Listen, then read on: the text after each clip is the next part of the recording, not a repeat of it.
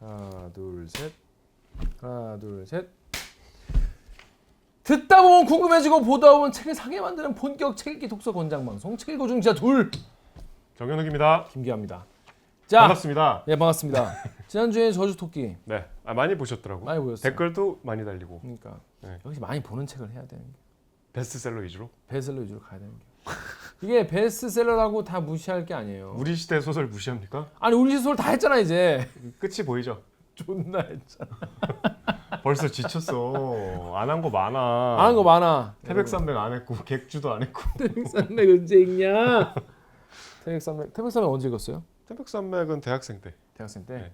전 군대에서 읽었어요. 읽긴 읽었어요? 네, 군대에서 읽었어요. 네. 군대에서 읽었지. 네. 여러 번 얘기했지. 네. 태백산맥 안 하죠 우리? 태백산맥 해? 뭐 해? 하지 마. 태백산맥 해야 돼요? 그냥 볼 사람은 그냥 이미 다 봤어. 태백산맥은 많이들 보셨으니까. 많이들 봤고. 아니, 뭐 하면 할 말은 많을 거야. 네. 근데 태백산맥은 괜찮아요 그래도. 아 태백산맥 재밌죠. 객주는 참 힘들어. 봤어요 다? 저는 반 보다 말았어요. 객주가 우리 집에 있긴 있더라고. 그게 이제 또 옛날 판본일 거야. 그래, 우리 아버지도 또 본다고 또 사놓긴 했어. 근데 내가 봤을 때 100%다 안 봤다. 보부상 얘기가 사실 뭐 재밌기가 이게 재밌겠어요. 뭐 한두 권까지는 재밌을 수 있는데 어렵죠. 그 재미없는 보부상 얘기가 왜 우리 시대에서 50에 올라온 겁니까? 아니 객주니까. 객주니까 네. 그냥 한 거야? 그렇습니다. 그런 의미로 지난주 저주토끼는 많은 분들이 댓글도 많이 달아주셨고요. 네. 뭐 우리도 재밌게 네. 읽었고 그렇죠. 재밌게 했고. 이에스님이 이런 류의 소설을 좋아해서 초판본이 집에 있다. 오 대박 사건. 이게 그냥 저희가 그 표지가 그 녹색 토끼들이 이렇게 있는 거잖아요. 표지 어떻다고 보십니까? 표지 뭐 그렇게 아쉽진 않았는데 막 특별히 눈에 띄진 않아도 표지 때문에 뭐 책 망쳤다 이런 느낌까지는 아니었는데. 네, 전 표지가 그냥 그랬어요. 한국 현대 소설 중에서 이런 보석 같은 숨겨진 작품이 엄청 많을 것 같다는 말씀하셨습니다. 단편 특유의 날카로운 메타포를 밀어붙이는 힘이 있고 독자를 하여금 몰입하게 하는 필력과 장면 연출력이 뛰어나다. 이게 영상이나 만화가 됐으면 오히려 토요 미스테리 같이 매력이 좀 떨어졌을 것 같다. 이런 말씀하셨어요. 이렇게 오싹하고 연출력 좋은 거 보고 싶으시면 강화길 작가님 추천한다. 그리고 사와무라 이치 작가님의 보기왕이 온다라는 소설을 추천하신다. 이분은 이런 류의 소설을 되게 좋아하시나 봐요. 저 감독님 사와무라 이치 알아요? 뭐 여기 되게 유명한 분 있는. 나도 처음 들어보는데.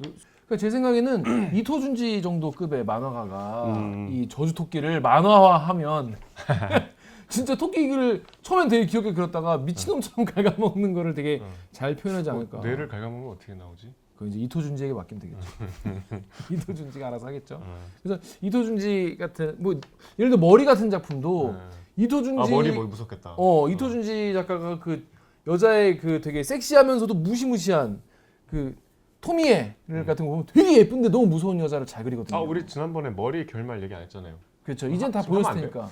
다 보셨을 테니까. 해주세요. 그 변기에서 이렇게 나온 정말 매끄러운 나신의 그 여자가 옷을 달라 그랬지. 옷을 달라. 네. 그 이제 옷을 입고 이제는 내가 너의 삶을 살겠다. 갑자기 태도를 바꿔서. 태도를 바꿔가지고. 갑자기 사근사근하다가 어. 고압적으로. 그러더니 그 여자 주인공의 머리를 잡아가지고 변기에 처박는 걸로 끝나죠. 그래서 거기를 집어 넣는 거지. 집어 넣어. 근데 이게 더 소름 돋고 더 끔찍하려면은 그리고 이제 젊은 내가 된 거 아니야. 똑같은 옷 입고. 근데 남편이 더 좋아해. 그럼 진짜 무섭지 않습니까? 남편은 원래 무심했으니까. 원래 무심했으니까 와이프가 어려졌는지도 몰라. 모르겠지. 오우 쉣. 근데 그런 끔찍한 이거 이토준지님한테 저작권 해서 한번 뭐 애니화 만화하면 재밌을 것 같아요. 이토준지 만화 알아요, 감독님? 역시 세대 이토준지를 몰라? 그러니까 뭐 했어? 옛날 거 잘 모르네. 이토준지 단편선 꼭 보십시오.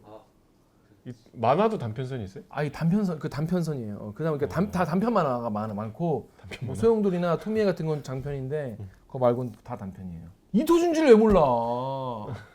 나도 안다. 그렇습니다. 그러니까 정윤옥 선배도 아는. 자, 다음 솔바람님이 내가 지금 집이 아닌데 나와 있어가지고 본방 놓쳤네요. 저주토끼는 어렸을 때 할머님한테 들었던 무서운 옛날 얘기 같았어요. 오늘 그 머리가 꿈에 나올 것 같습니다라고 하셨는데 오늘 꿈에 안 나오셨으면 내일 꿈에 나올 거니까 걱정 안 하셔도 되고요. 아구망디님이요. 전 주로 점심시간 때 밥 먹으면서 이북을 보는데 와 지적인 분야. 저주 토끼 후루룩 읽고 머리 읽다가 덮었다. 그냥 끝까지 보는 게 나았을까요? 밥맛도 뚝 떨어지고. 아, 끝까지 안 보셨네. 화장실 변기 뚜껑 열기가 무서웠어요. 머리 소개하시는 부분까지만 보고 오늘 오후에 기분이 생각나서 영상을 멈췄습니다. 마저 읽어야 이분을 떨칠 수 있겠죠? 맞아 더 읽으면 나빠지지 않을까요? 기분이 더 더러워지죠. 네. 근데 그래도 끝까지는 보셔야 되는데. 아무튼 뭐 재밌었어요. 저주토끼 강추 드린다는 말씀.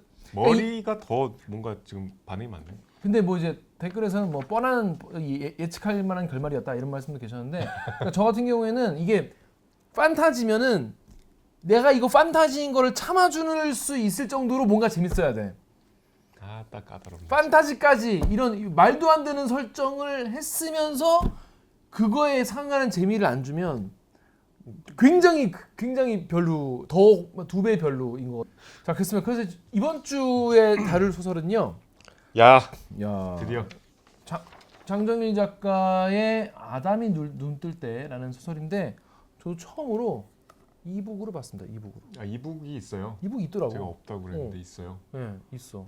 이북은 있구나. 취재가 안, 이북은 있으면 뭔 없는 거야? 아니 원래 절판된 건 이북이 없거든. 원래라니요. 엄청 많던데. 그래요? 이북의 세상은 넓고도 깊군요. 제가 그래 지난주에 이북 있다라고 띄워드리기도 했는데 이 아담이 눈 뜰 때 다 재밌게 보셨습니까? 저는 아주 재밌게 봤습니다. 저도 아주 재밌게 봤습니다. 그리고 김기화 기자의 정말 그 취향들이 곳곳에 딱. 아, 나 보면서 김 기자 이번에 또 재밌게 보셨겠구나. 아, 재밌었어요. 네. 재수했습니까? 아니요. 또 이 재수 얘기야 뭐 이거. 이 책 뭐 30%도 이해 못했을 거야.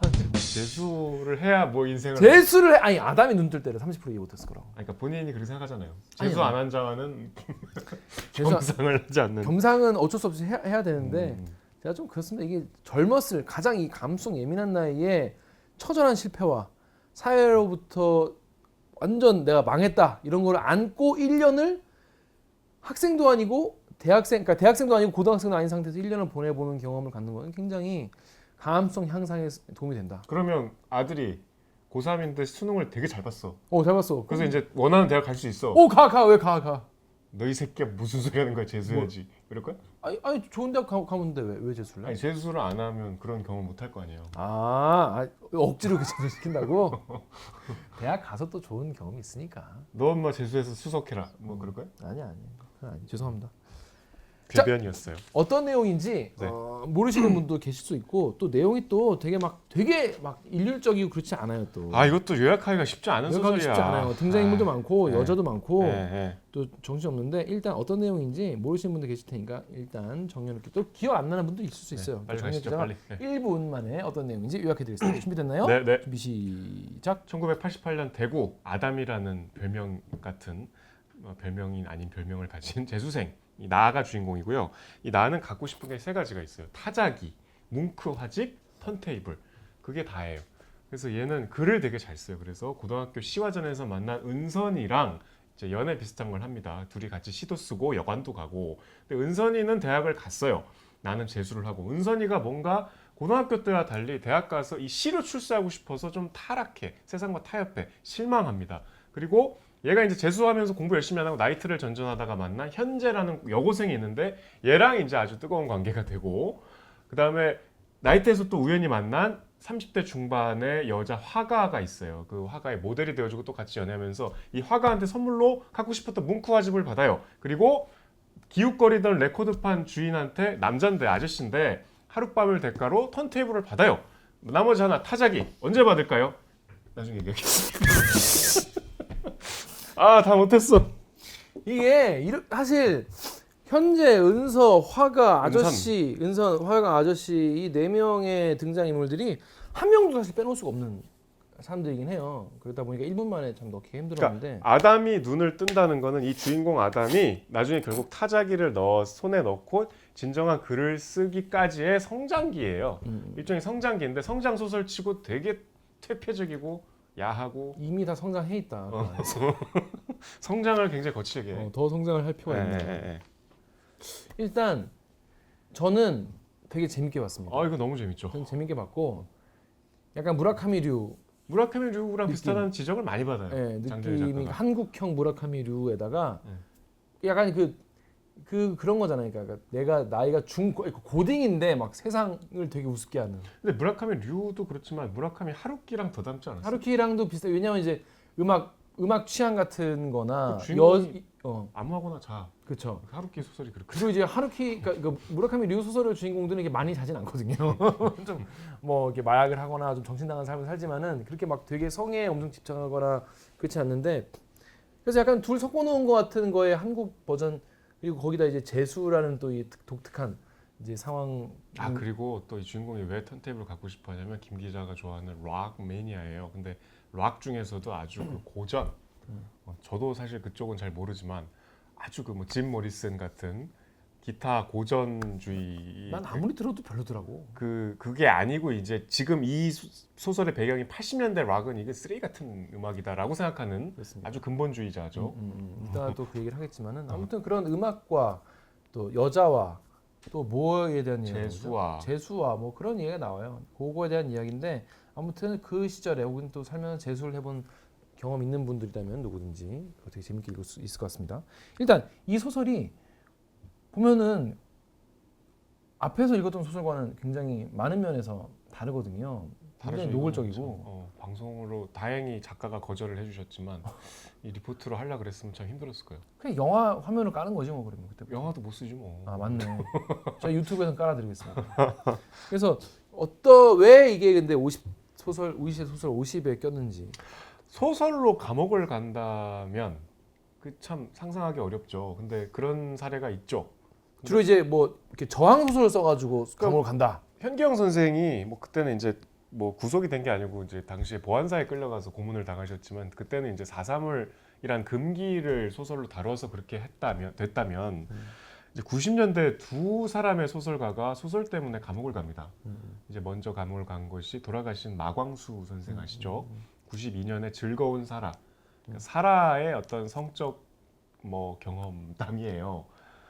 그 92년에 연대 교수셨는데 강의실로 경찰이 와서 체포해 갔어요. 되게 충격적인 사건이었는데, 근데 이거는 체포가 돼서 재판을 받고 집행유예를 받긴 했어요. 그러니까 이건 구속된 건 아니에요. 근데 장정일 작가는 97년에 이제 이 소설이 아니고 그 뒤에 쓴 4개 거짓말을 해봐.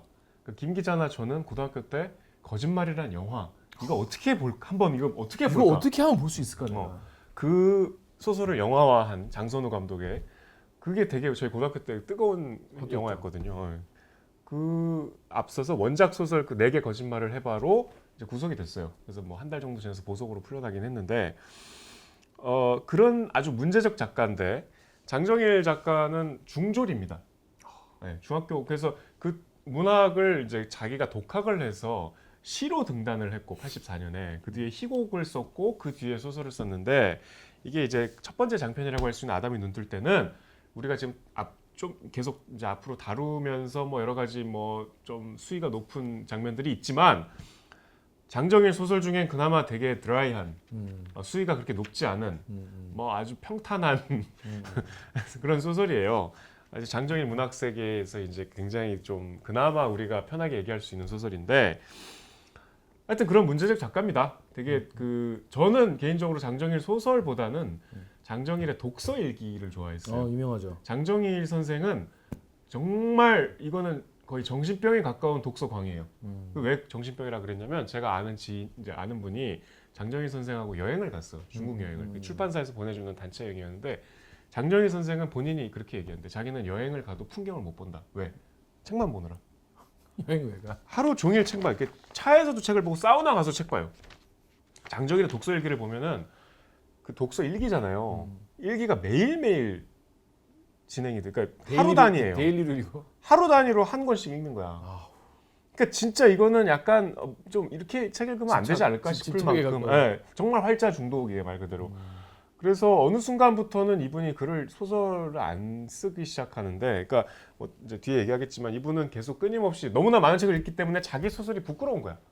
수많은 고전들을 읽고 훌륭한 작품들도 읽기 때문에 용기가 안 나는 거죠. 그리고 2005년은 이분이 이 은둔 생활을 뚫고 나와서 우리 TV 책을 말하다는 우리 KBS 유명한 프로 있죠.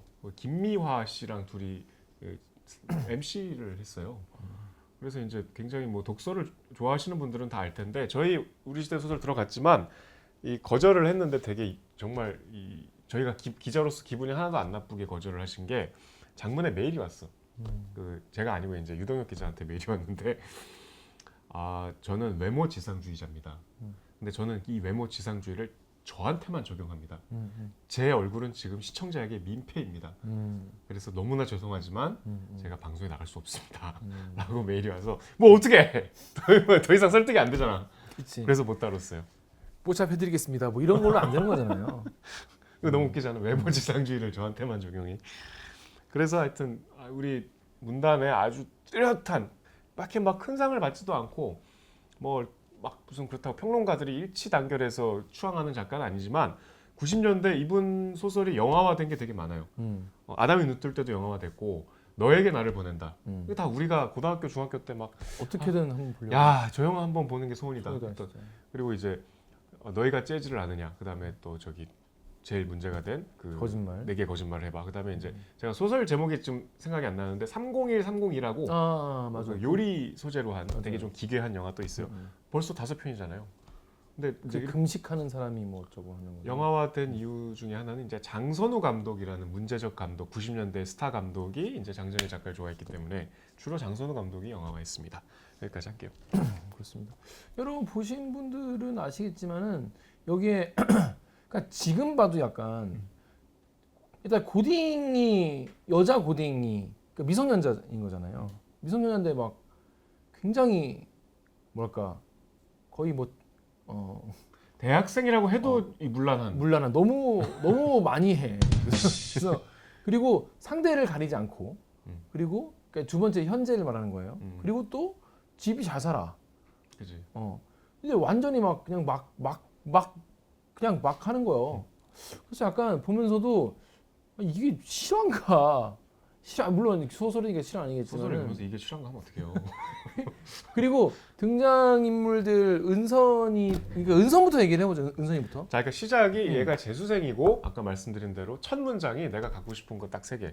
19살 때부터 갖고 싶었던 그 3개인데 이제 이 되게 글 잘 쓰나 봐. 그러니까 그 고등학교 때부터 이렇게 뭐 어디 뭐 백일작 이런 데 쓰는 확실한 거는 글 잘 쓰고 네. 잘생겼어. 그런 걸로 추정이 되죠. 추정돼요. 왜냐하면 중간중간에 그런 언급이 나와요. 그러니까 뭐 화가 가만히 앉아 있어도 이게 누가 데려가서 아. 모델로 쓰겠다 이게 픽업을 하는 거 보니까 그러니까 잘생기고 잘생기고 글 잘 쓰고. 글 잘 쓰고 공부도 꽤 잘한 것 같아. 최재성 배우가 연기했어요. 그리고 나중에 이제 얘가 이게 배경이 대구거든요. 나중에 이제 대학에 합격하잖아요. 그것도 이제 서울의 좋은 대학인 것 같아. 왜냐면 어머니가 원하는 대학을 못 가서 재수를 하거든요. 근데 이제 자기 어머니는 청소하시는 분. 절친 어머니는 이제 대구의 어떤 상가 지하에서 지하에서 청소를 청소를 하시고 하시고. 그래서 어머니는 늘 밖에 나가 계시고 무슨 이유에서인지 아버지는 안 계시고 자기는 이제 재수생이니까 온전히 하루를 뭐 내 마음대로 보낼 수 있는데 이제 학원을 처음엔 끊죠. 재수학원을. 근데 대학을 가게 된 이제 은선이. 그러니까 은선이랑 바짝 연애하고 둘이 여관을 드나드는 건 은선이가 대학 시험을 보고 합격 발표 나기 전까지. 그때 이제 둘이 붙어 다니면서 여관을 가는데 얘네들은 여관을 가서 거사를 치르고 나면 항상 같이 시를 써. 시를 써. 그런 아주 읽고. 문학 청년, 문학 연인인데 은선이는 이제 실망을 시키죠. 주인공을. 왜? 베껴서 최승자 씨 베껴서? 그러니까 은선이는 베꼈다기보다는 좀 이렇게 따라해. 얘가 이제 주인공이 좋아하는 해도 이렇게 문학적으로 크게 높이 평가하는 애는 아니었던 것 같아. 예시는 뭔가 좀 깔보는 뭐 좀 최승자 스타일 뭐 따라하고 싶어하는.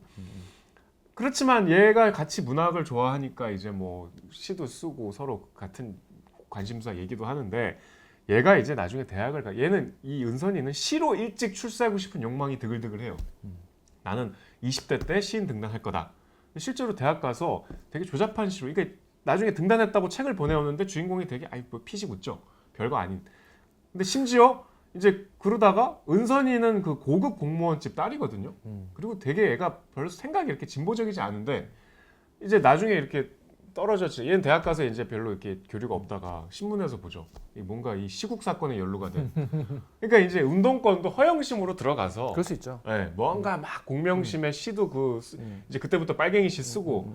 근데 이제 나중에 또 돌아오죠. 내가 좀 그때 철이 없었다. 뭐 그런 인물이에요. 그러니까 그런데 윤선이 같은 경우에는 서울에 가잖아요, 대학을. 서울에 가서 뭔가 자아를 잃어버린 캐릭터라는 생각이 들었어요. 그러니까 나는 대구죠, 여기가. 대구에서 내가 누구인가, 내가 뭘 하고 싶은가를 결국 이제 마지막에 찾거든요. 찾는 게 타자기를. 이건 뭐 아까 얘기를 하다 말았지만은 뭐 찾게 되는 그런 나는 여기서 뭐랄까 진지를 이제 구축하고 대구에서 뭔가 이거를 구축하는데 은서는 굉장히 그 문학에 대한 그 열망과 그러니까 하고는 싶지만 약간 실력이 안 따라주는 그런 문학 소녀로 올라갔는데 막상 올라가니까 여자애가 뭔 시를 쓰냐며 그리고 또 그때는 또 80년대 초반 뭐 중반 뭐 그 80년 중반 정도니까 이제 막 학생운동 88년 그러니까 막 학생운동 막 빡세게 할 때 아닙니까? 빡세게 할 때예요. 뭐 전두환 노태우 때니까 그런 거를 보면서 또 약간 또 공명심 생기고 뭔가 그랬겠죠. 그러면서 이제 여기서도 뭔가 인정받고 싶다라고 하면서 시라는 거 쓰는데 그 당시에 뭐 사랑 얘기 시로 써봤자 무슨 그런 잠꼬대 같은 시나 쓰고 있냐 이렇게 선배들이 무시했겠죠. 그러니까 이제 나도 뭔가 의식 있는 실제로 그렇지 않은데. 실제로 그렇지 않은데 실제로는 별 관심 없는데 뭔가 의식 있는 대학생이고 싶어서 이제 빨갱이 시를 그냥 썼는데 그래봤자 껍데기지 뭐. 그러니까 북한을 찬양하는 시로 추정되는 작품 때문에 구속이 되죠. 그러니까 너무 멀리 나간 거야. 거물이 됐어 어쨌든. 그러니까 거물 본의 아니게. 대구에서 어라 하고 신문 보고 알게 된 거예요. 근황을. 근데 그 당시 그랬던 대학생들이 있을 거예요. 근데 아니, 그게 뭐 누구나 그럴 수 있죠. 그럴 수 있고 근데 그게 뭐 딱히 뭐 나쁘게만 볼 일도 아니고. 근데 그 당시에 뭐 뭔가 그런 집체 그러니까 여기 보면 소설에 나와요. 그러니까 나 혼자 쓴 게 아니라 여러 명이 쓴 거에서 내가 이름만 조금만 이제 기여해서 이름만 올린 건데 그 다음에 내가 민중 투사 시인까지 돼가지고 나중에 이제 이 남자를 만나 서울에서 만나나? 아니죠 대구죠. 대구에서 만나가지고 둘이 또 만나가지고 얘기하면서 자기가 새로 이제 시를 지었는데 뭐 미국에 대한 시야 또 반미 시야. 근데 보니 걔 똥인 거야. 딱이 맞죠 그랬어 주인공한테. 뭐 중간에 이제 남친도 나오고 이제 대학 가서 사귄 남친 또 운동권 남친. 그렇지 그 운동권 남친 그 반미 투사 남친. 그러니까 그 장면이 좀 웃긴데 대구에 이제 YMCA 건물에 뭐 그때 YMCA 건물이면 이제 무슨 뭐 이렇게 강연 같은 거 많잖아요. 얘가 이제 재수생인데 이제 공부는 안 하고 하루가 얼마나 길겠어. YMCA 그 무슨 문학 평론가가 하는 강의를 딱 갔더니 그 앞에 그 은선이랑 이제 남친이 앉아 있는 거야. 이제 대학 가서 사귄 남친으로 추정되는 처음 보는 남자인데 근데 이 강사가 이제 문학평론가인데 20대 문학평론가면서 되게 시니컬해요. 엄청 시니컬해. 이 세상은 뭔가 속도의 이 가속도. 그러니까 나는 중간중간에 이 작가의 어떤 지적인 허영들이 중간중간 좀 약간 불균형하게 들어와서 작가가 28에 썼다는 거 아니오. 좀 그게 약간 깼어. 귀여웠어 나는. 이게 몰입이 갑자기 툭 비문학이 돼. 그런 거 몇 개 있어. 근데 아무튼 미래 사회는 이럴 것이다 뭐 이런 거에 대한 글도 막 포스트 모던에 대한 뭐 자기 생각 이런 걸 거기 녹여내고 되게 막 그 시니컬한 그 평론가가 막 요새 이제 그 요는 그거예요. 아무나 문학을 해서는 안 되는데 요새 이 경계가 모호해지고 있다. 이때만 해도 이제 막 동호회나 뭐 이런 게 많았나 봐요.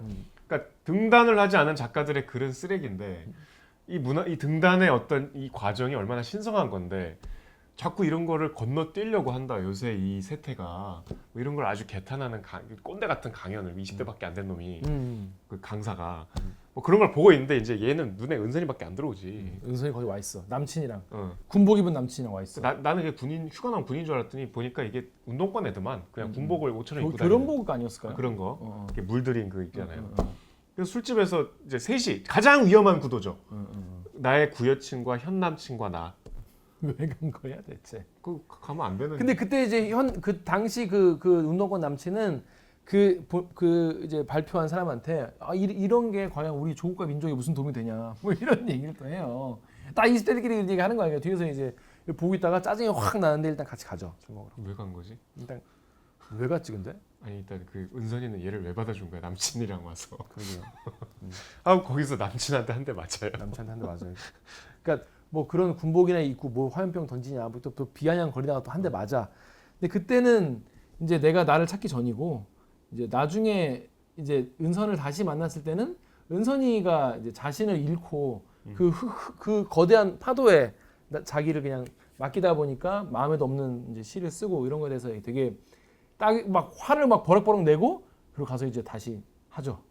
다시 하나가 되죠 둘이. 은선이는 어쨌든 나중에 각성을 해서 자기의 철없음을 고백하고 뭐 그랬다 이렇게 이제 은선이는 제가 보기에 이 소설에서 뭐 이렇게 크게 인상적인 캐릭터는 아니었는데 은선에서 현재로 넘어가기 은선이가 떠나. 전에 근데 그 마지막으로 아까 그 되게 막 세게 얘기했던 서울 평론가 있잖아요. 아. 걔 나중에 어떻게 되냐? 걔 나중에 어떻게 몇 년 뒤에 이제 어떻게 되는지 알아보려고 하니까 그러니까 이 나중에 가면은 얘가 이제 되게 막 충격을 받고 방황을 하거든요. 뭐 뒤에 얘기했지만 현재가 자살을 해서 이제 충격을 받아서 막 방황하다가 그 평론가한테 뭔가 조언을 구하고 싶어서 이 출판사 통해서 연락을 하죠. 어떻게 됩니까? 근데 선생님은 미국으로 이민 가셨어요. 아니 보면은 이 형도 그렇고. 그러니까 나 지금 형 얘기하려고 그랬어. 그 은선이 새끼들이- 얘기는 끝났고 저는 이 소설에서 제일 사실 인상적인 캐릭터 형이었어요. 형이야. 왜냐하면 나도 형이 좀 그랬어. 이게 이 시점이 88년인 게 중요해요. 그 87년 대선에 대단히 좌절한 당시에 여러 가지 공기가 대입이 돼 있는데 87년의 대선은 지금 뭐 아시는 분은 특히 이제 저희 댓글 자주 다시는 우리 자주 애청자들은 아시겠지만 87년 대선은 정말 그 결과가 민주화를 열망하는 시민들은 좌절의 끝이었죠. 맞아. 근데 이게 좌절의 양상이 내가 지지하는 후보에 대한 환멸과 실망이 컸어요. 왜냐하면 양김이 분열해서 87년에 6월 항쟁으로 우리 1987 영화 보셨잖아요. 그 박종철 열사, 이한열 열사 다 목숨을 바쳐가면서 직선제를 쟁취했는데 이 민주화에서 단일화가 안 돼갖고 김영삼, 김대중이 다 선거에 나와버려갖고 전두환의 후계자인 노태우가 돼버린 거야. 그러니까 얼마나 진짜 이 세상이 막 저주하고 싶겠어. 윤석열, 안철수랑은 급이 다른. 어우, 그 차원이 다르죠. 차원이 다른 막 단위라. 목숨을 걸고 이제 해갖고 쟁취한 건데 이 목숨을 걸었던 그 대열의 리더들이 자기 그 욕망을 통제하지 못해서 다시 군부에 정권을 갖다 바친 셈이잖아요. 특히 이 배경이 대구니까 얼마나 더 그게 심하겠어. 그래서 그때 뭐 너는 비지야 후단이야 이렇게 물어보는 게. 그렇지. 지금으로 치면 너는 뭐 이렇게 뭐야? 넌 1번 남이야, 2번 남이야 이렇게 물어보는 거 같지. 그땐 더 심각했죠. 근데 보니까 여기 이제 제한된 정보가 나오지만 이 형이 되게 열혈 운동권이고 당시에 비판적 지지라고 해서 이제 김대중 대통령, 그러니까 많은 진보적 지식인들은 김대중을 밀었어요. 근데 이제 김대중이 나온 것도 마음에 안 들지만 비판적 지지를 했는데 김대중마저도 안 되니까 형이 막 극도의 이 세상에 대한 환멸과 어떤 시니컬리즘에 빠져서 나는 미국으로 떠나겠다. 형은 지푸라기를 잡는 심정으로 어느 한 후보를 지지했고 그를 위해 선거운동 일선에서 뛰었다고 한다. 열심히 했죠. 그러니까 선거운동 뛰었어 형은. 왜냐면 이 민주화가 너무 소중하니까.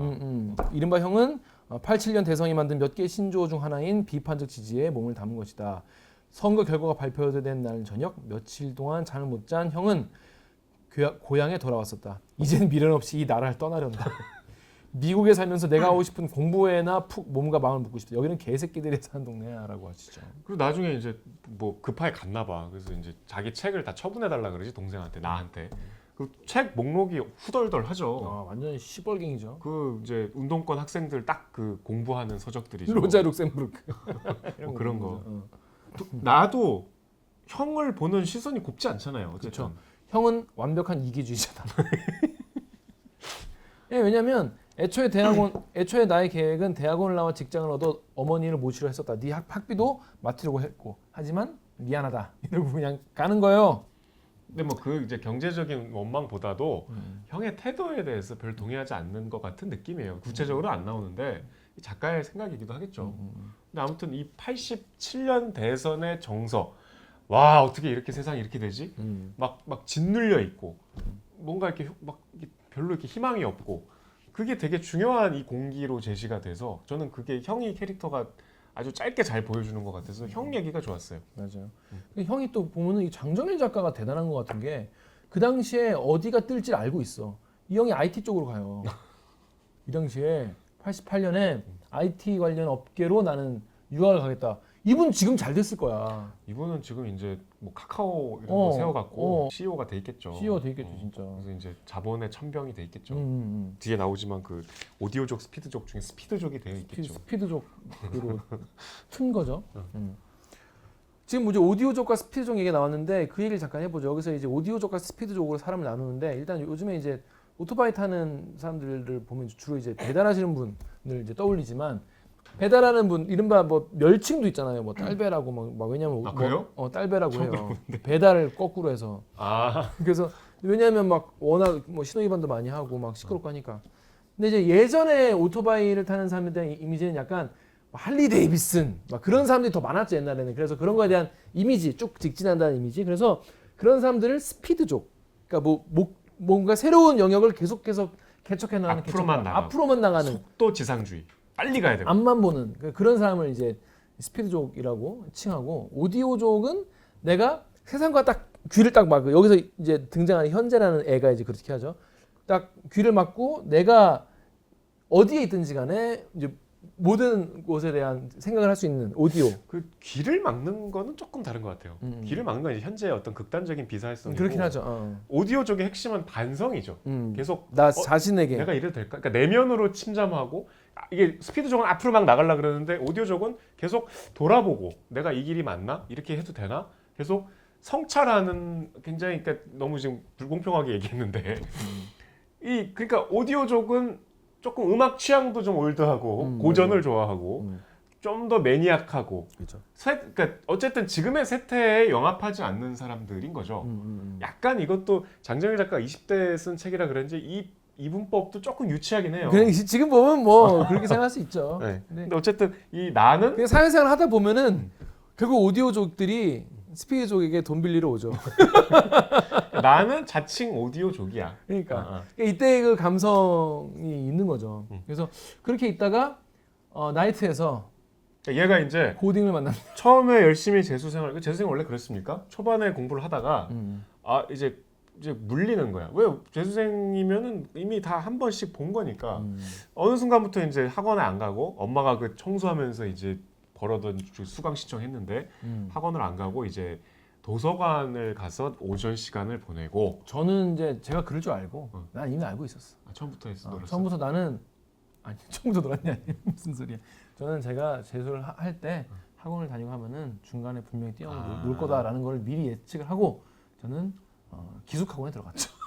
얼마든지 기숙학원도 도망가서 놀 수 있지 않나요? 여기서 놀 수 없어요. 기숙학원을 우습게 보면 안 돼.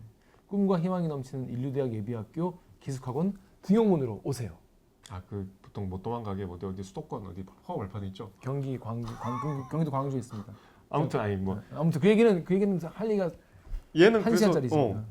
나름 근데 하루를 알차게 보내요. 도서관 가서 되게 독서 광야. 그러니까 약간 이 대구도 그렇고 장정일 작가의 자전적인 모습들이 막 많이 들어가 있어요. 그 책을 일단 오전에 읽고 막 소설을 하루에 한 권씩 읽고 그다음에 이제 오후에는 오디오 매니아이기 때문에 이제 LP나 오디오 이렇게 기웃기웃거리고 근데 그 좋아하는 사람들은 그것만 봐도 하루 잘 가죠. 그리고 이제 저녁에 늘 그 친구가 있는 나이트에 가서 그냥 죽치고 앉아 있어요. 뭐 별 나이트 가서 뭘 하는 건 아니야. 근데 거기서 만난 이제 현재라는 굉장히 매력적인 여성인데 알고 봤더니 여고생. 가죽 치마에 색깔 있는 스타킹을 신은. 굉장히 그 나이트에서 섹시한.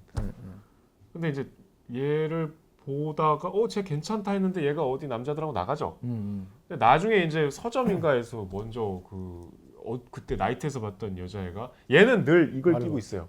헤드폰을. 이게 이건지 뭐.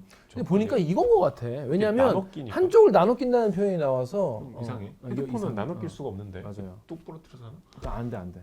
그래서 그 나중에 먼저 얘가 어딘가 시내를 배회하고 있을 때 와서 아는 척해갖고 야 나이트에서 내가 그때 너 마음에 들었는데 왜 너 나한테 말 안 걸었냐. 그래서 살면서 그런 말 들어본 적 있습니까? 좀 많죠. 그래요?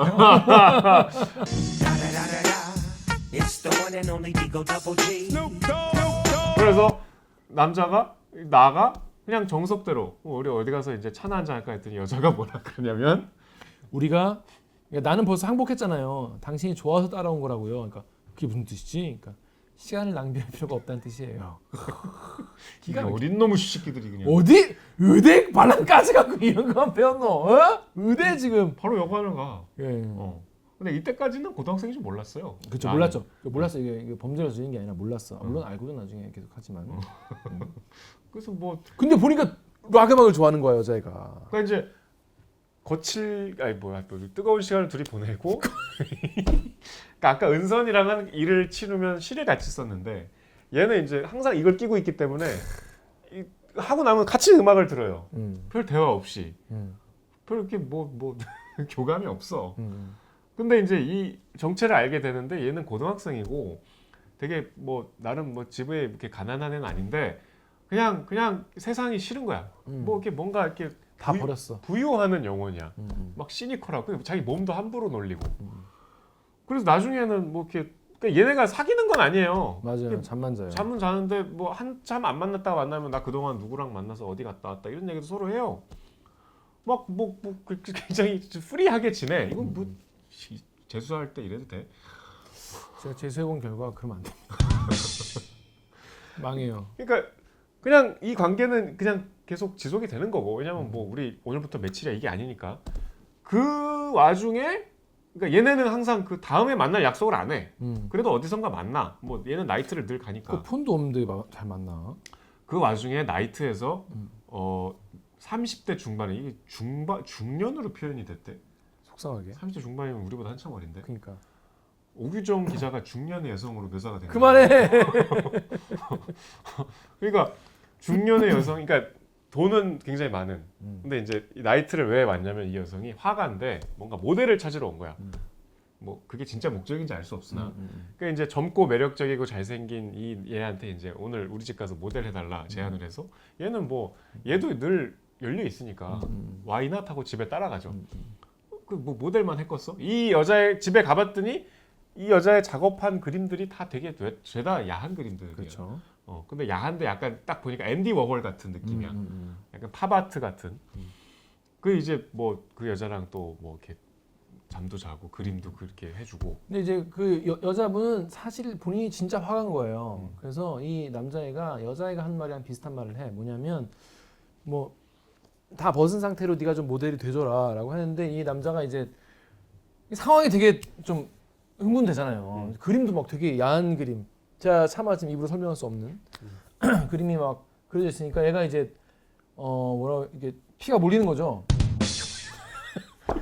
뭐라고 해야 더 고급지게. 그러니까 이제 모델인데 모델인데 이제 피가 몰려. 신체가 변화하는 거지. 신체 한 곳에 피가 몰려. 그러니까 이제 미안해요.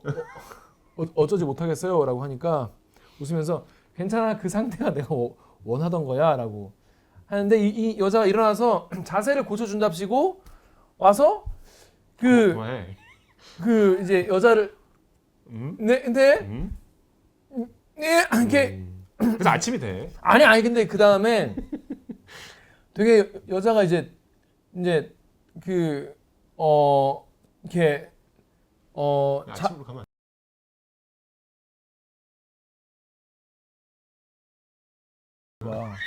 그만하자. 근데 그랬더니 내가 그래서 이 여자가 이걸 진짜 원하는 게 맞구나. 책 읽기로 노딱 붙고 싶어. 하는 거를 깨닫고 어차피 이거는 과정이 아닌지요. 그럴 바에는 바로 인터코스 하는 게 어때요? 인터코스라고 서로 이제. 그러니까 이제 아까 이제 현재도 그렇게 얘기했지. 우리 그냥 시간 낭비할 필요가 없다는 뜻이에요. 현재한테 배운 말을 써먹는 거라는 생각이 들었어. 그랬더니 여자가 기분이 상했어. 이봐 꼬마야, 이거는 이제 내가 지금 전의를 하려고 하는 게 아니다. 난 너의 이미지를 가져가려고 하는 것이다. 그럼 이미지만 가져가든가. 멋있게. 근데 왜 아무튼 어쨌든 얘 말대로 돼. 그래서 그 다음에 남자가 계속 좀 약간 비아냥거리는데 화를 내면서 결국 좋은 시간을 보내죠. 그래서 이 남자애가 둘이 이제 얘기를 하는데 이 남자애도 나이트에서 보기 드문 뭔가 이 락과 이 미학에 좀 관심이 많은 남자고. 얘 되게 서양 미술사에 조예가 깊어. 조예가 깊어. 그러니까 되게 감수성이 예민한 그런. 보니까 자전적 소설이라는 얘기도 있는 걸 보니까. 그러니까 이 얘기 그 얘기를 해야겠구나. 얘가 늘 서점에 가서 보는 게 뭉크의 화집 중에 좋아하는 그림이 있어요. 사춘기인가? 사춘기. 그 그림, 그러니까 아까 갖고 싶은 세계 중에 뭉크 화집이 있었잖아. 그 뭉크 화집에서 그 그림 때문에 그걸 갖고 싶었던 거야. 근데 그 상황인데 되게 얘기가 잘 통하잖아. 가지고 이제 남자가 이제 가려고 하는데 여자가 뭘 이제 주려고 하는 거죠. 이렇게 모델값을 줘야 될 거 아니야. 모델값 줘야 될 거 아니야. 그랬더니 남자애가 돈 받는 건 내가 무슨 남창도 아니고 기분 더럽다. 그래서 그러지 말고 뭉크 화집이 있으면 하나 달라. 이렇게 얘기를 해요. 그랬더니 또 있어. 화가들은 원래 다 집에 뭉크 화집 하나쯤 있나 보죠. 심지어 내가 늘 서점에서 보던 그거야. 그래서 딱 뽑아가지고 받아가지고 오케이 이걸 가지고 득템해서 와요. 와가지고 이제 저는 이 말이 또 되게 좋았던 게 나를 이상한 여자라고 생각하겠지? 라고 하니까 아니에요. 모르겠어요. 그럴지도 모르죠. 라고 하니까 타인의 생활 방식과 사고 방식을 인정할 줄 아는 사람이 자유인이야. 라고 얘기를 해요. 뭐냐? 타인의 생활 방식과 사고 방식을 조건 없이 이해하고 인정하라. 이런 말은 내가 당신에게 그랬듯이 나의 생활 방식과 사고 방식도 이해해 달라는 자가 자기 중심적 사고에 반대급부를 요구하는 것과 마찬가지다. 그냥 장정일이 이런 얘기하니까 좀 낯설었어. 왜요? 되게 자유분방한 작가가 막 소설의 수위도 세고 근데 음. 굉장히 이거는 아주 연애에 있어서 기본적인 모럴이잖아요. 타인의 생활 방식과 사고를 아무런 조건 없이 인정하고 이해하는 사람은 결국 자기 자신에 대해서도 무책임하고 덜 엄격하게 된다. 쉽게 말해서 예를 들어서 너 지금 어디야? 너 왜 집에 안 들어가? 사귀는 사이에서 막 그러면은 여자친구가 자기한테 그러는 것도 인정을 해야 된다는 거예요. 그러니까 나도 그러니까 여기서 얘기한 건 그지. 이거를 강조하는 사람들은 야 나도 그럴 거야잉. 그치. 내가 여자친구한테 너 클럽 가, 나이트 가 이런 사람은 나도 갈 거야. 그러니까 그런 함정이라는 거지. 함정. 예. 근데 좀 돌아보게 됐어요. 왜냐면 저는 약간 그렇게 말하는 편이거든요. 근데 그렇다고 해서 내가 가겠다는 건 진짜 아니긴 한데 나는 그 시간에 게임을 하겠다. 아무튼 그래서 이런 이제 연애를 할 때 기본적인 모럴에 대한 관계에 대한 이야기도 갑자기 휙 나오긴 해요. 근데 그래서 이 책을 가지고 딱 펼쳐보는 거지. 중요한. 중요한. 내가 좋아하는 내가 사춘기. 제일 좋아하는 사춘기라는 작품. 제가 사춘기라는 작품 봤어요. 혹시 봤어요? 안 봤어, 못 봤어. 봤어? 이런 게 있나 싶었어. 네, 봤는데 야한 그림이죠. 야한 것보다는 그 그림이 이런 그림이더만. 여자 지금 여기 있나요? 여기 있죠. 보시다시피 여자 이제 애가 앉아 있는데 일단 가슴이 작아요. 그러니까 약간 애인 거야 기본적으로. 애고 이제 그 제목이 사춘기니까 어린 여자가 앉아 있는데 표정이 되게 불안해 보여. 근데 이게 신기한 게 세밀하게 그리지 않았는데 어떻게 불안해 보이는 그런 모습, 그 표정이 딱 보이는지 모르겠어. 되게 무표정하고 불안해하는데 뒤에 그림자가 이만하게 엄청 크게 있어요. 근데 그림자가 막 꿈틀거리듯이 이렇게 뒤에 까맣게, 그러니까 그렇게 생길 수가 없는 각도인데도 여기에 이 굉장히 둥그런 그림자가 잡아먹을 듯이 있거든요. 그래서 이거 보면서 이게 사춘기, 그러니까 이 사실 이게 사춘기는 아니지만 이제 청춘인 거잖아요. 불안하고 내가 뭐가 될지 모르겠는 그런 불안감에 먹혀버릴 것 같은 그런 분위기의 그림이더라고. 그러니까 좋아하는 이유를 알겠더라고 보니까. 약간 이 그림을, 이 소설을 관통하는 그런 작품이기도 해서 제가 찾아봤는데 그런 이제 묘사가 많이 있더라고요. 그래서 그 그림을 빨리 봐야겠다라고 딱 펼쳤는데 분명 수입 도서 전문점에서 늘 보아왔던 문구 화집이었는데 불구하고 그것은 있어야 할 페이지에 있지 않았다.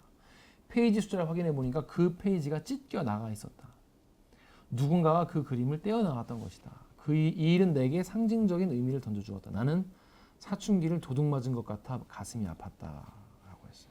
되게 중요한 사건이죠. 되게 중요한 사건. 내가 원하는 걸 얻었는데 사실 원하는 게 없었던 거잖아요. 또 실망한 거죠. 그러니까 사춘기를 도둑 맞았다는 게 뭐 우리가 뭐 이거를 뭐 뇌절로 막 뇌피셜로 해석을 하면, 그러니까 내가 어렸을 때의 사춘기가 이제 너무 뭐 집이 힘들어서라거나, 그러니까 사실 너무 빨리 철들어버리는 사람들은 사춘기가 없다고 하잖아요. 전쟁통에 있던 사람은 사춘기가 없다고 하잖아. 젊은 어린이가 총리를 들어야 되고, 그러니까 그런 내가 사춘기라는 것이 없었다는 거를 딱 보여주는 장면 같아서 되게 청소년기의 상실? 그런 거를 좀 보여주는 게 아닐까? 내가 중학교 때 응당 겪었어야 할 반항, 엄마 아빠에 대한 반항, 이런 거 제대로 못 해보고, 뭐 그런 되게 우울했고, 뭐 가난했고, 힘들었던 그 자기 사춘기 그 시절을 보여준 것 같아서 되게 좀 불쌍했어요. 마음 아팠어요. 기성세대한테 배신당한 거죠. 그런 거죠. 예. 하여튼 어쨌든 세 개 중에 하나 이제 얻었어. 뭐 이거는 좀 불완전한 득템이었지만 이제 그 다음에 만나게 되는 이제 그로테스크한 아저씨가 있죠. 난 너무 충격적이었어요. 이거. 이게 또 너무 영화에 이 영화화 됐잖아요. 이 박인환 선생이 이 역할을 맡으시고. 그 내가 딱 봤는데 좀 내가 근데 좀 이런 말씀하기 좀 죄송하긴 한데, 죄송한 얘기 하려고 또. 죄송한데 찰떡이더라. 아니 이게 얘가 늘 가는 늘 구경 눈팅하는 오디오 가게가 있어. 오디오는 얼마나 비쌉니까? 이거는 직장 다니는 우리도 제대로 이렇게 뭐 엄두를 못 낼 만큼 천차만별인데 여기 나오는 막 그 저는 브랜드만 들어본 그 뭐 다 구비하려면 몇억 대 되는.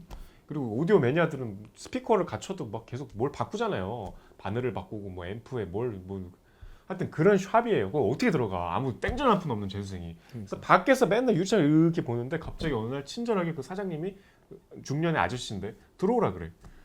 그리고 나 못 살 건데. 근데 나는 처음에 되게 이게 따뜻한 음악 애호가로서 교감하는 줄 알았어.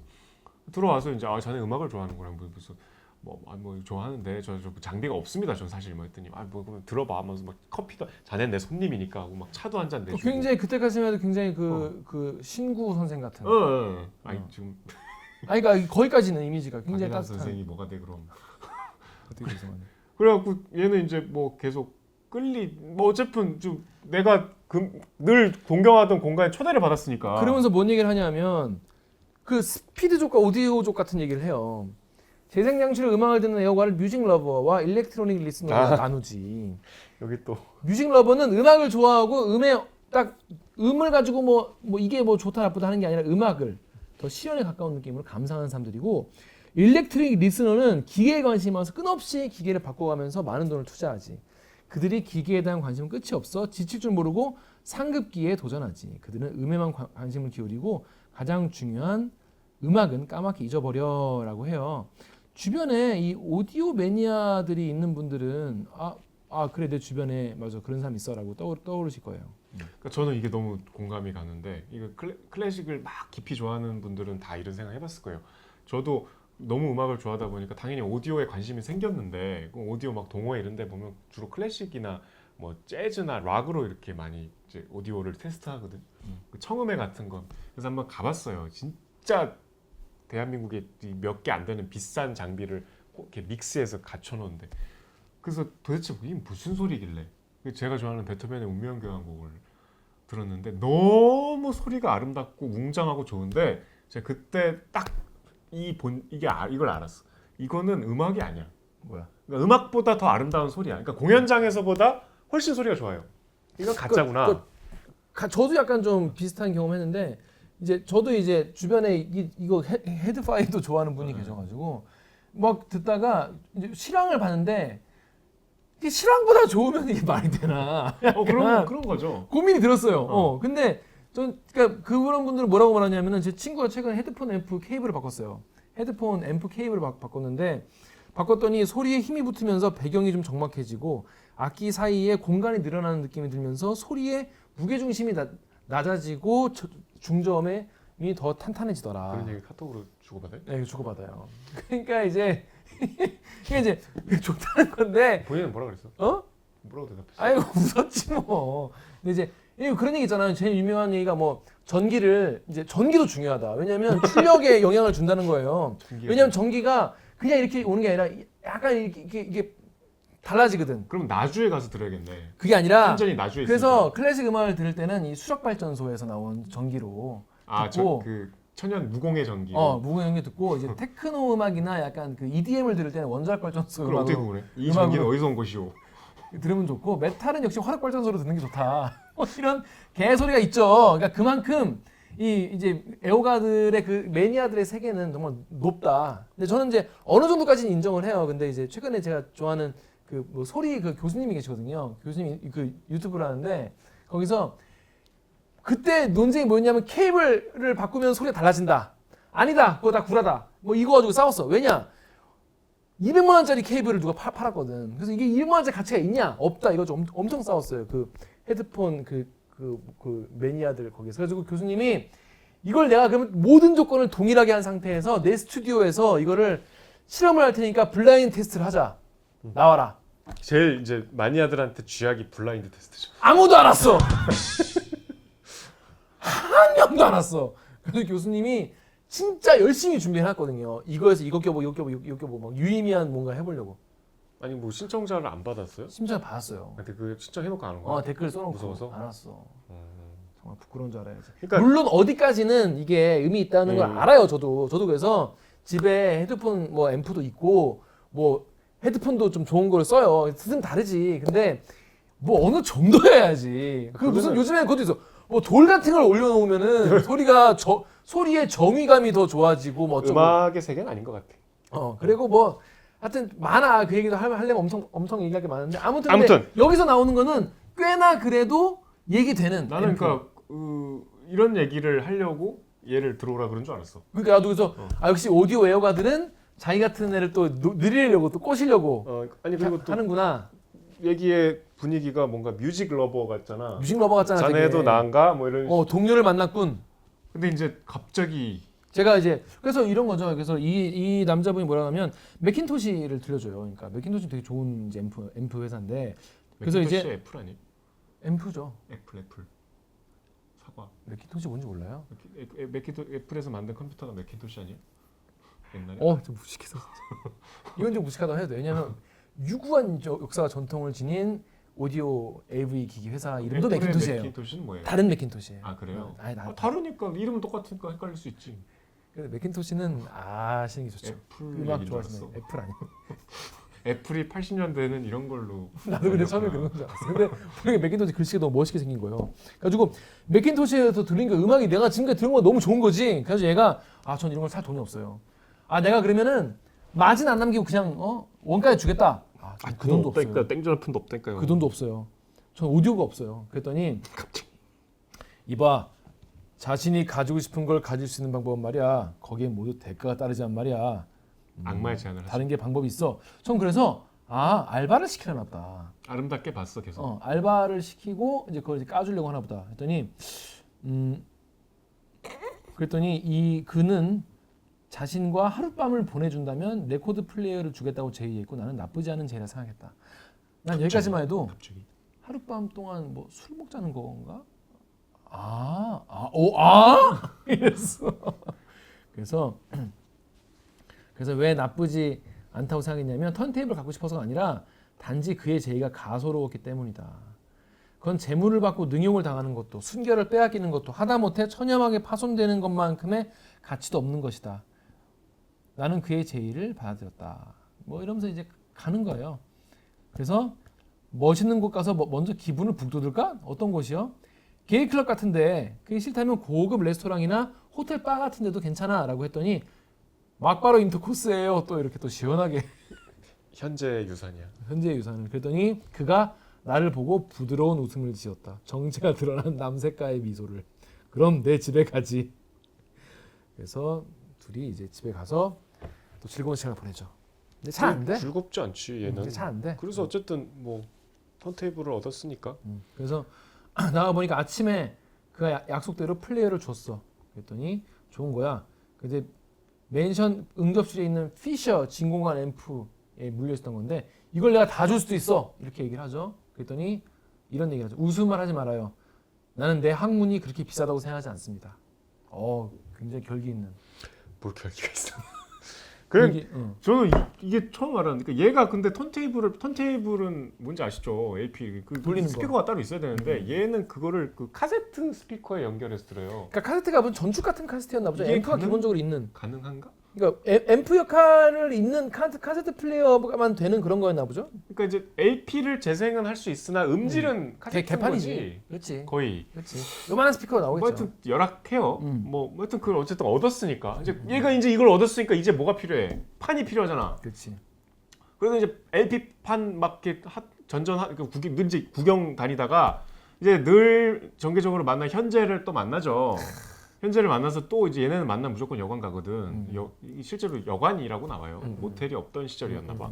여관을 가서 그동안 어떻게 지냈냐 하니까 이제 얘가 그 설명을 해 현재한테. 그러니까 뭐 조금 망설이다가 그동안 그 남자한테 몸판 얘기를 하는데 현재한테 그게 되게 모욕적이었나 봐. 나도 좀 이건 좀 선 넘지 않나. 그러니까 얘는 나한테 잘 보일 생각이 추워도 없구나. 그러니까. 라는 메시지가 됐나 봐.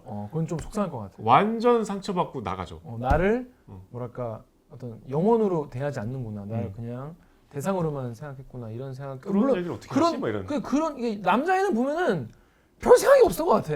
아이씨 뭐 내가 거짓말을 하기 싫으니까 그냥. 아니 남자애가 작가 본인 이 주인공. 그래도 이제 현재도 이제 좀 어이가 없었는지 또 옷은 왜 벗어 근데? 음악을 들을 때는 옷을 벗어야 한다면 또 옷을 벗는 이런.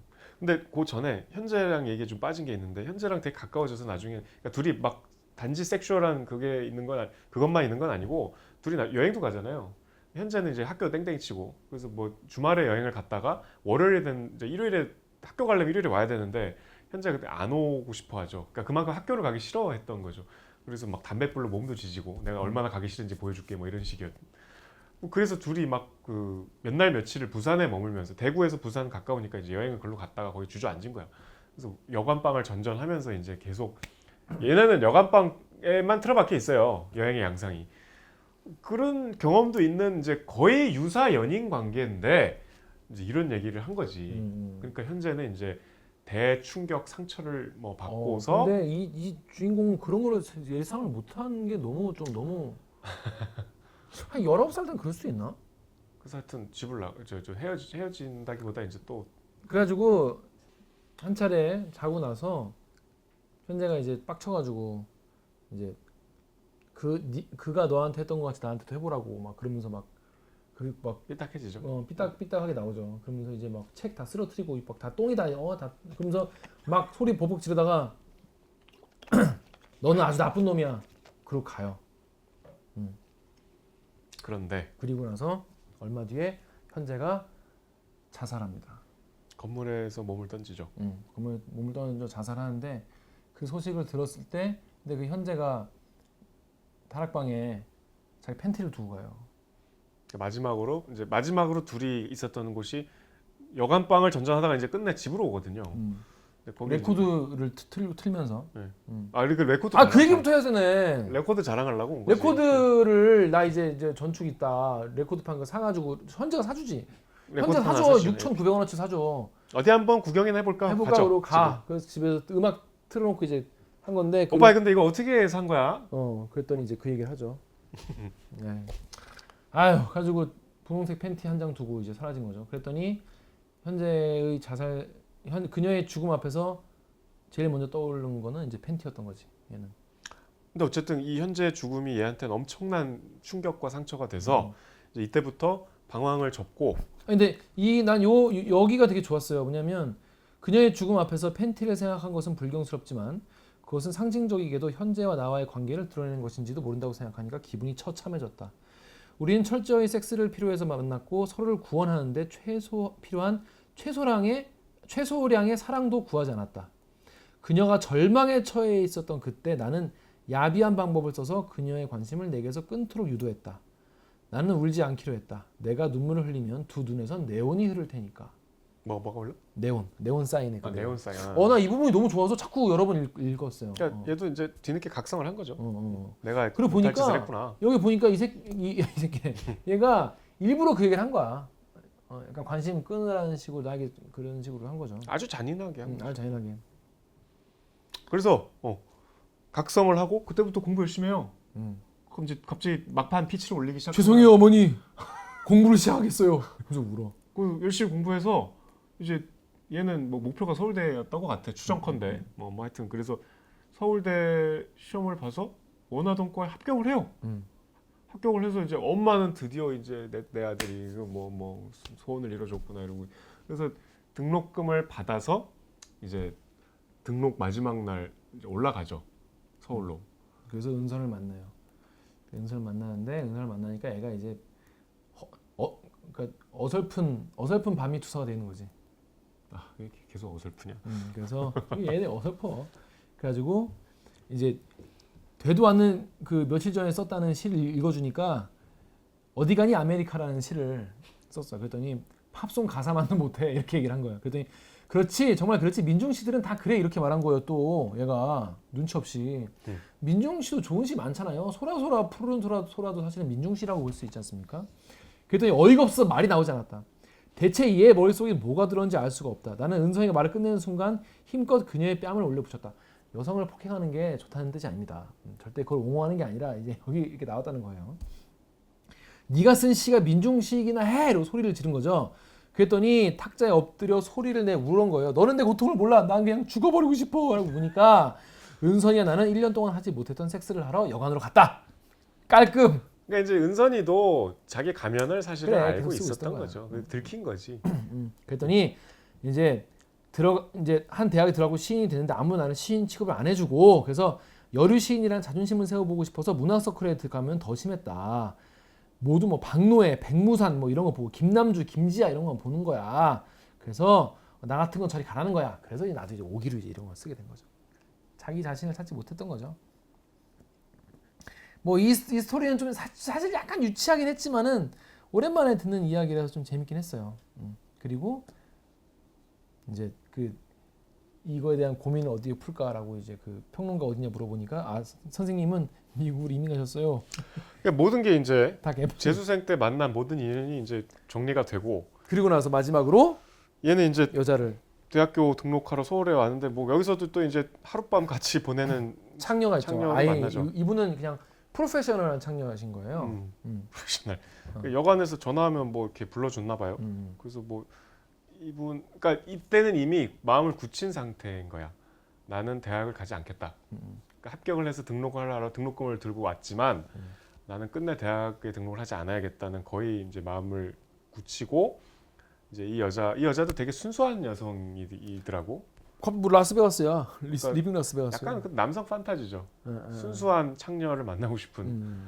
이 여자가 이제 하룻밤을 같이 그러니까 뭐 볼 일은 다 봤지만 같이 하룻밤을 보내요. 그리고 이제 다시 대구로 내려갈 때 배웅까지 해줘 기차역에서. 그러니까 그게 자기 소원이었대. 연인을 배웅해줘. 자기는 직업상 연인이 없기 때문에. 그러면서 얘는 이제 마음을 굳혔다는 거는 내가 이 등록금 대신에 대학을 가는 대신에 이제 타자기를 사서 내가 갖고 싶은 세 가지 중에 남은 한 가지 사서 내가 글을 제대로 이제 써야겠다 하고 글을 내가 만약에 첫 소설집을 낸다면 끝이 참 좋죠. 이 소설의 첫 문장 갖고 싶었던 거 세 가지는 이거였다. 이 첫 문장으로 시작하는 소설을 써야지 하고 소설이 끝나죠. 그런 이야기입니다. 타자기를 얻어서 소설가가 되기까지의 성장. 그래서 이제 처음 문장으로 돌아오는. 결국 그 세 가지를 얻게 된 이야기. 정말 극적인 성장 소설. 깔끔한 이야기.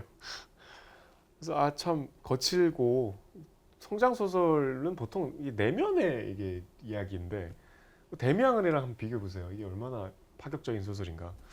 근데 이게 또 문장들이 되게 매끄럽고 맞아요. 읽기 좋아요. 재밌어요. 난 장정일이라는 분의 그 독서 편력가로서의 면모만 사실 좋아했는데 사실 엄청난 문장가였더라고. 저는 보면서 아까 정혁 기자 잠깐 얘기했지만은 갑자기 그 뭐 포스트 모더니즘 뭐 이런 거에 대해서 진지하게 막 얘기하는 부분도 있고 완전 그 무라카미 류 같이 그냥 막 될 대로 되라 뭐 이렇게 얘기하는 부분도 있고 근데 이게 막 전 약간 왔다 갔다 계속 하잖아요. 난 좀 하나만 좀 했으면 좋겠다는 생각 좀 들었어요. 좀 약간 거칠죠. 그 약간 좀 건너뛰는 점프가 좀 많아가지고. 그러니까 혁의 사례처럼 이렇게 좀 자연스러운 캐릭터나 사건으로 보여주면 좋은데 갑자기 누가 나타나서 약간 연설 일방적으로 강의를 해. 연설하듯이 이렇게. 그게 한 3페이지 정도는 전혀 다른 글이 나와요. 뭐 신문 칼럼 같은. 근데 이게 약간 좀 녹아들지 못하는 서툰 점인데. 아니면 뭐 그런 거를 뭐 의도했다라고 하면 아 역시 그러시군요 이렇게 얘기를 하겠습니다. 아무튼 그랬고 전 개인적으로 이게 여기 막 이제 정윤 기자가 이제 이거 보고 나서 이제 김 기자가 좋아할 것 같다는 거예요. 그래서 왜 그러지? 이거 봤더니 락음악 얘기가 나오는 거야.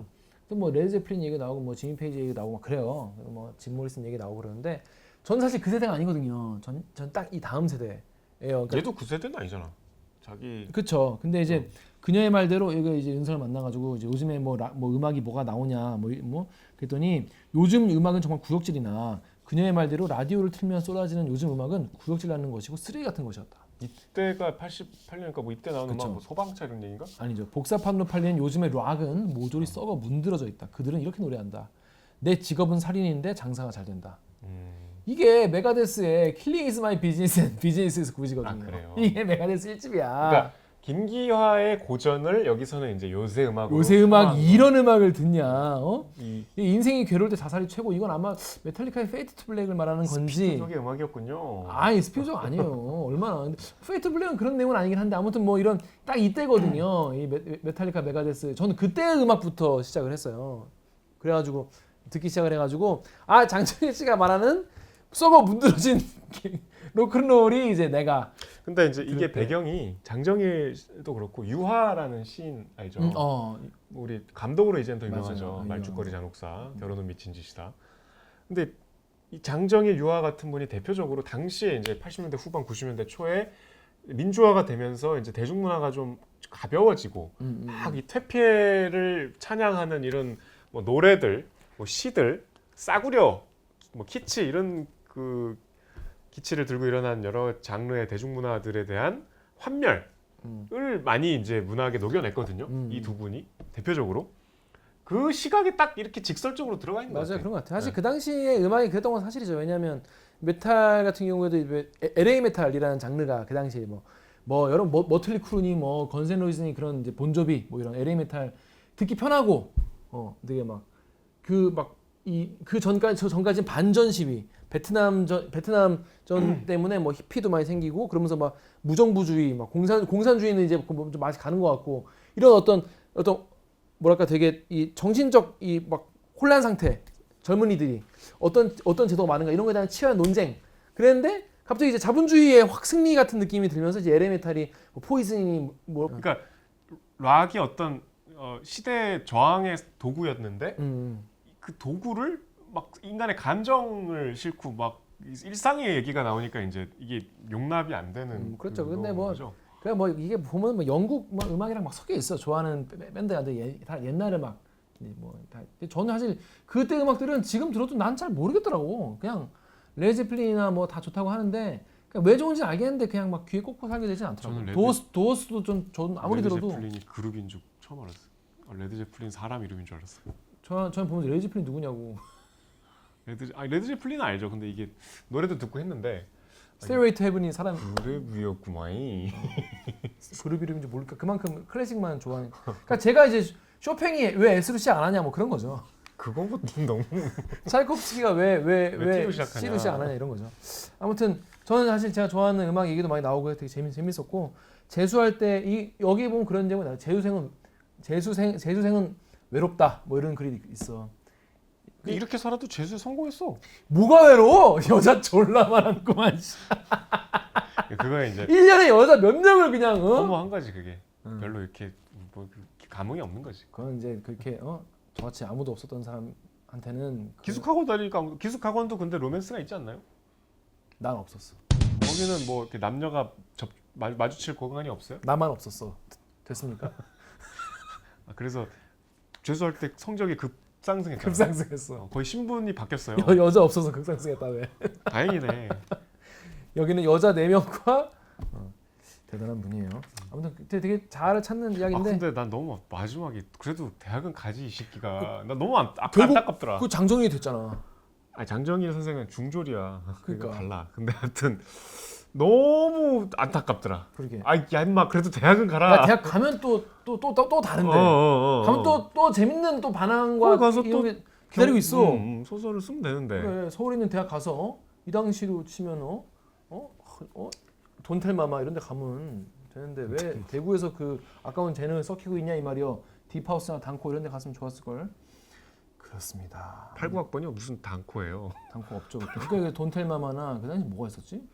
와. 그리고 여기 이제 88년대니까 88년 올림픽 얘기가 중간중간 나오는데 나가 되게 시니컬해요. 그 올림픽에 없는 데로 가고 싶어해.